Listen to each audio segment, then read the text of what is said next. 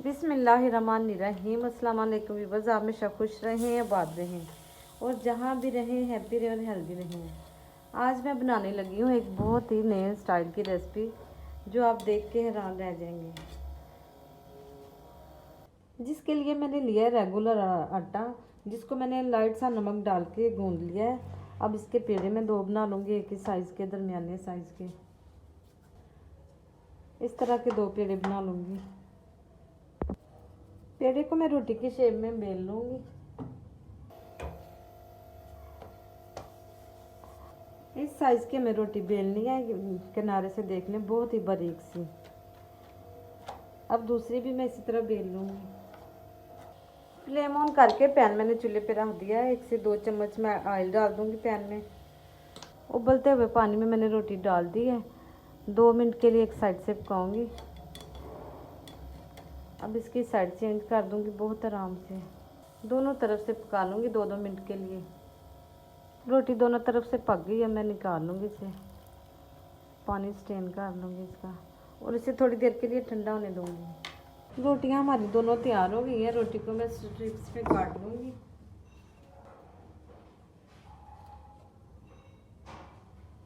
बारीक बारीक इस तरह से स्ट्रिप्स में काटूँगी। दोनों रोटियां मैं इसी तरह काट लूँगी।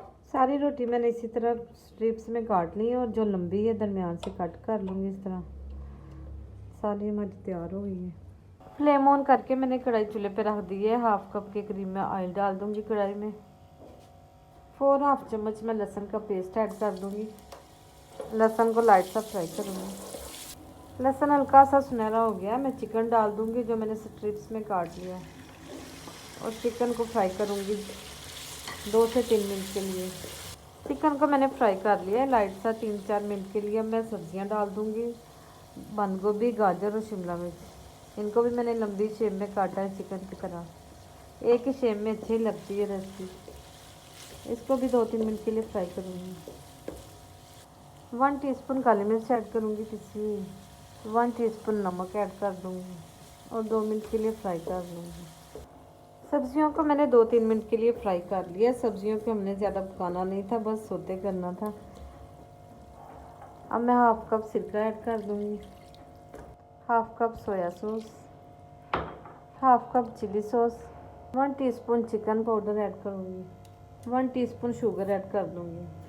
आपको पता है इस तरह की रेसिपी में शुगर डलती है, इसका कोई फ्लेवर नहीं इतना आएगा। 2 मिनट के लिए ऊपर से कवर करके पकने दूँगी। 2 मिनट पकने के बाद अब मैं अल्फ्रेडो स्ट्रिप्स डाल दूँगी जो मैंने तैयार की हैं और 1/2 कप के करीब मैं केचप डाल दूँगी, टमाटो केचप। मिक्स कर दूँगी। ऊपर से कवर करके 2 मिनट के लिए दम पे लगा दूँगी।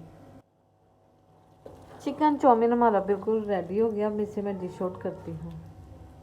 व्यूअर्स, अल्फ्रेडो चिकन चाउमीन हमारा बहुत ही मज़ेदार तैयार हुआ है। आप भी ज़रूर ट्राई करें। अगर मेरी रेसिपी अच्छी लगे तो मेरे चैनल को लाइक करें, शेयर करें, सब्सक्राइब करें। अपना बहुत सा ख्याल रखें। फिर मिलेंगे नई रेसिपी के साथ। ओके, अल्लाह हाफिज़।